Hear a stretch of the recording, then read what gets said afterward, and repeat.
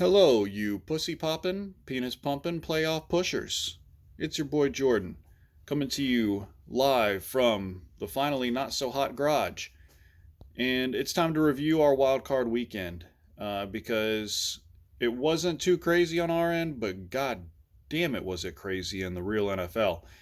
So we're going to go over a little bit of both because I'm only reviewing 4 games here. So we got a little bit extra time. I'll go into a deep dive on the matchups for our semifinals, and then we'll go over some of the real NFL results because there was almost like a story for every game. It was fucking crazy. So let's jump right into it. First up, we're just going to go right into the toilet bowl. Matthew Dingleberry's toilet bowl, that is. And Kyle won it over Lewis, 138 to 90.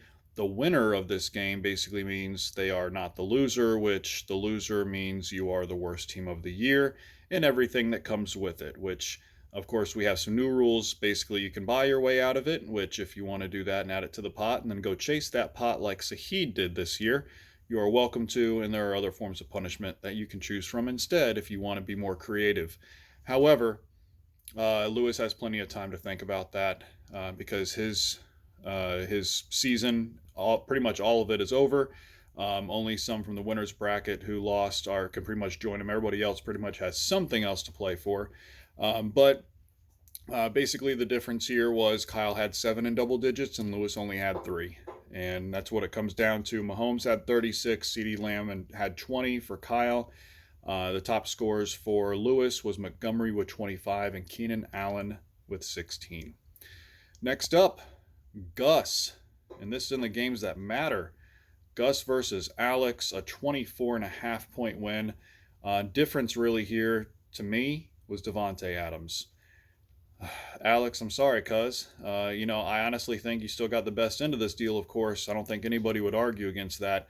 But damn, did he have a bad week to have a bad week. It was only 6 points for DA. And we know that with him losing by 24.5, that means he needed 31 to win. From DA to win. He's gotten 31 before. That's well within his reach. And I bet you he'll do it next week. And Alex will be screaming, why? But yeah, that's just how it fucking bounces, unfortunately. Wasted good effort by his team. His team didn't shit the bed. It just didn't score enough. Gus's team went off pretty well. That comeback win that we'll talk about in a little bit. Kirk, 40 points. A.J. Brown, 28. You're welcome, Gus, on that one. For Alex, Ramondre had 29, Waddle 24, and like I said, the LVP there, least valuable player, would be DA with 6 because he just had a letdown. So, next up, Saheed keeping his place as a top 2 team. Carlos could not pull the upset, 155 to 114. That's a 41-point game, folks. Saheed won every single position but quarterback. T-Law had 34 and Burrow for him had 27. After that, it was all downhill for Carlos. Godwin for Saheed had 22. DJ Moore for Carlos had 18. And you add everything up, you get to a 41-point difference. Carlos is done, but Saheed moves on and will be the second highest seed, and he will be hosting Gus. So that hopefully will be a much better game than these were. Last but not least, we have Manny beating Jeff. So that does mean, if you're keeping track, that 2 of the division winners lost, and the 2 wild cards that won are in your Super Bowl division.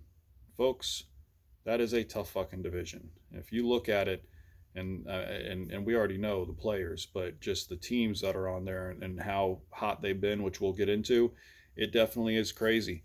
But 176 to 131, the blowout of the week. This one right here came down to a 45-point victory.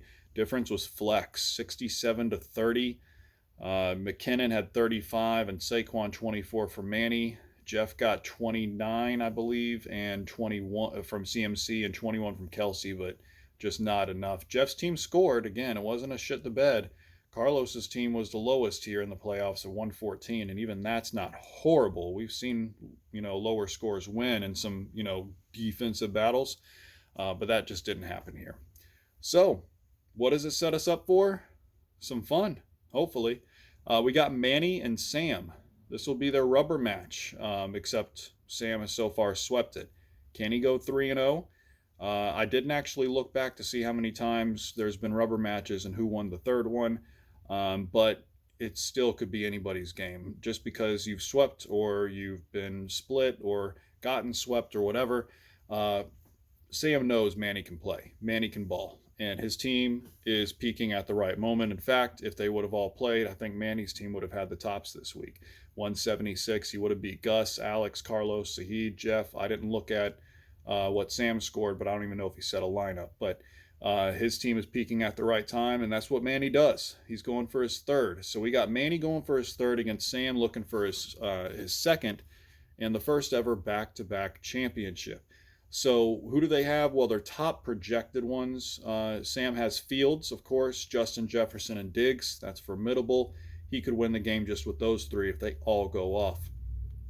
For Manny, he's got Connor, Barkley, and Chase. A little bit of a steeper way to get their ceilings, but it can definitely happen. Barkley, Chase can go off. Connor can get a bulk of touchdowns, especially with no trust at the quarterback position. Buck's not as good at stopping the run anymore, so they can be run on. You never know what could happen there. So Sam won in week 3, 121 to 114 with a touchdown. Sam also won 3 weeks later in week 6, 123 to 107. So not blowouts, close, and in both games Sam didn't score that much, and also Manny scored less. So we'll see if that holds. Because the tail of the tape here, which I thought was absolutely crazy, I looked at all teams, all 4 teams left, and it's a tale of patterns here with Manny and Sam. How do I mean? Well, if you look at the schedule for Manny, his pattern so far this year, and it literally repeats perfectly 3 times so far, and I'm including the playoffs, his pattern is loss, win, win. That's exactly what he's done 3 times in a row. So he follows up, he loses, then he wins, then he loses again, and then he gets 2 wins in a row. And then he repeats it, loses, wins, loses, 2 wins in a row. That means that he's on pace to lose this game. Okay, well, advantage Sam, right? Well, let's look at Sam because he has a pattern here too. It's a little bit less of one to really notice, but it's still there. Sam started the season 0-1 to Kyle, went 3-0, lost to Gus, then 5 wins, then lost to Joel, then 3 wins. So he's gone 1 loss, 3 wins, 1 loss, 5 wins, 1 loss, 3 wins. So there's not enough games left to see if he can repeat, of course, another loss and 5 wins, but that means he's on pace to lose this game. So it's a battle of the patterns, the way that I'm seeing it here. Which pattern is going to win? Who is going to avoid losing to continue that pattern? Because it is going to be kind of odd how it will end up and how those wins and losses will look at the end of the year for one of these guys. So Manny going for his third, Sam going for his second. This is dynasty ball here, folks, in a different way. This is getting to the point now in our league where the cream has not only risen to the top, but it's really starting to present itself as to who, time over time, in a redraft, mostly league, optional keeper, is able to sustain excellence, and that's really cool.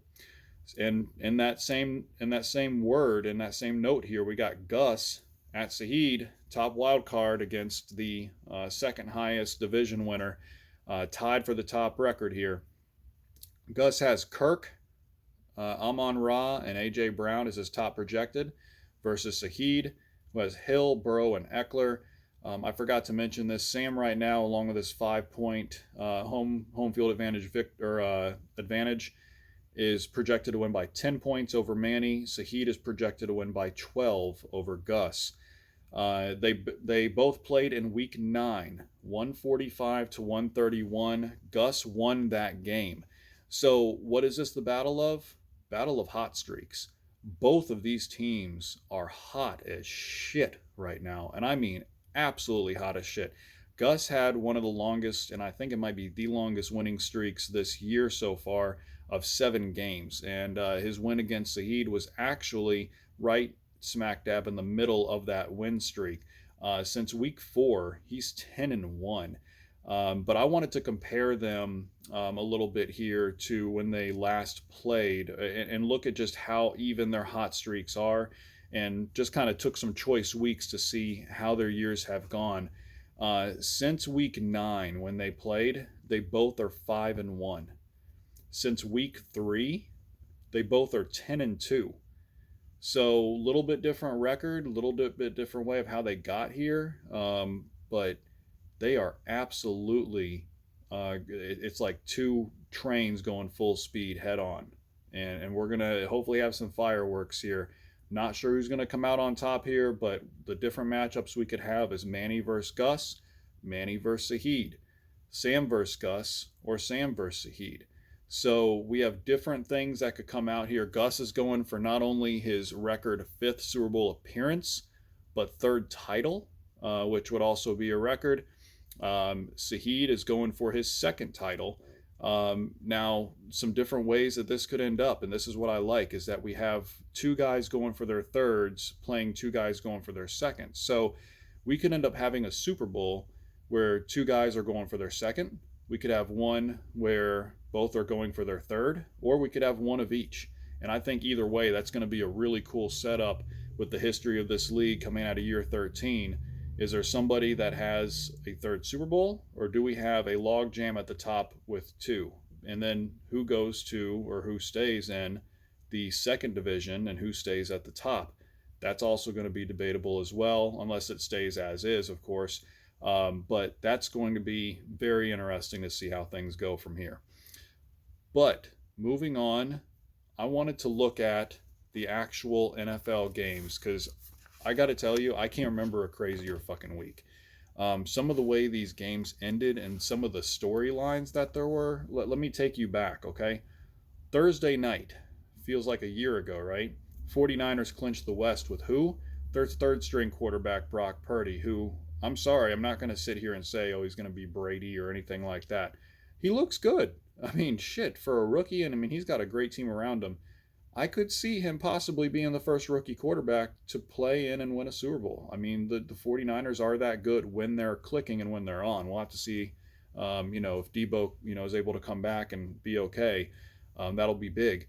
Next up then, Saturday, the Vikings, 33-0 comeback. What the fuck? Everything that could go wrong and had to go right for both sides happened, and yeah, it definitely looks fixed sometimes, but I mean, come on. Nobody in the NFL is smart enough to pull that shit off and be able to execute it on the field. That's just, they can't. But there were some games later on we'll get to where it made me question that a lot more. The Ravens, they look toast. They look like shit when they don't have Lamar, and Lamar doesn't even look that good unless he has some sort of deep threat like Bateman, who is out for the year. Lost 13-3 to fucking Cleveland, so that was bad. Then the Bills in the snow. Iconic game. I loved it. The fourth quarter with the snow coming down, 32-29 and a thriller. Bucks giving it away to Cincinnati. Let's move on. Fuck them. Eagles squeezing one out past Chicago, 25-20. A battle of these mobile quarterbacks. It was pretty good, and the Bears are playing pretty decent too. They lost, but they have things to build on, so that's going to be interesting. Saints beating Atlanta. Such a logjam and such a shitty division going for that division title. Whoever wins that division can be out of the playoffs pretty quick. The Lions, Gus and I talked about it, and Gus was the one that brought it up. They are looking awesome. Man, they went from 1-6 to 7-7. I mean, that's just amazing. I mean, the turnaround they've had, and it's really cool to see. I hope that they keep winning. Could you imagine if we have a Jags versus Lions Super Bowl, whether this year or in the future? We would have never thought that last year or any time in the past. Next up, Steelers and Trubisky beating Carolina. Carolina had just looked good versus Seattle and then couldn't do shit. What the hell is going on there? Steelers, getting into Trubisky, is Pickett going to be the guy there if they looked a little better with Trubisky? It's still early. The jury's still out on Pickett, so we'll see. Jags, overtime win versus the Cowboys. You love to see it, but especially in that dramatic fashion with a pick six. Fuck yeah. Chiefs overtime win versus Houston. I mean, we knew Chiefs were going to win, but in overtime versus Houston, Houston is playing. And it makes me wonder if they're going to stick with Lovie Smith or if they're, who they're going to go after in the draft. If they're going to want more of an offensive mind, if they're going to keep paying all these fired coaches. I don't know what they're going to do, but they are fighting, and that's encouraging to see because Houston hasn't really been a force ever. even when they had Deshaun Watson at his peak. Still haven't been finding out about the hand jobs and shit. They still were not a threat to get to the Super Bowl. It would be weird to see them become one because they're not in that difficult of a division right now. Denver 24-15. I thought this one over Arizona was funny just because the battle of the backups, and the backups look better than the starters. I mean, 24-15. If you would have had the starters play, it would have been like 10-9. So that was something. Raiders versus Pats. What in the absolute fuck? I have never seen that before in my life where it's tied and you try to lateral it. Personally, I think what happened is when Ramondre decided to lateral it to Jacoby, which I don't think it was that risky there because he was right there on the sideline. It could have just rolled out of bounds, but I think that just spurred in Jacoby Meyer's mind, hey, we're doing this. This is the lateral drill. So he started looking, completely forgetting that they didn't need to score, and he could have just gone down or batted out of bounds, whatever. And that's just horrible fucking luck. But I've never seen that play before. That's just, especially from a Bill Belichick team. But he's lost to the Dolphins on a last play lateral as well. So who the hell knows anymore? The Pats are on the decline, but the league is better for it. Next up, Chargers and Tennessee. This was a hard fought game, 17-14. I would have not thought that it would have been that low scoring. Giants and Washington. This one was questionable, very questionable at the end. When McLaurin cleared at the line, and as long as there's a separation between the two receivers, that's all that normally matters. And he cleared it. He should have been fine, and he flagged him. He was the same ref. In case you didn't see it, which hopefully everybody has, as a wide receiver is supposed to declare if they're on or off the line, he made sure he was on the line. He checked the official. He told him to move up. He moved up. Seemed like he gave him the thumbs up. As soon as the ball snapped, it's a 1-yard touchdown run, and that same official throws the flag. It looked fixed to me because then you have the non-pass interference call the next, almost the very next play, I believe. It boggles my mind. I don't know how it goes that bad and heads aren't rolling. That just doesn't make any sense. So we'll see. But again, crazy week of football. Then we ended it with the Packers winning over the Rams 24-12. Look at it. You give Baker some time to learn the playbook and actually have a game plan and plenty of time to prep, and he looks like shit again. Back to normal. So at least we ended with some normalcy. This week I'm sure is going to be even crazier. Good luck to the four that are in it. Sam, Gus, Manny, Saeed, y'all have had awesome years. We definitely have the top four in the right place right now. It's going to be a great last couple weeks. So, with that being said, good luck and peace punch, Cap'n Crunch, bitches.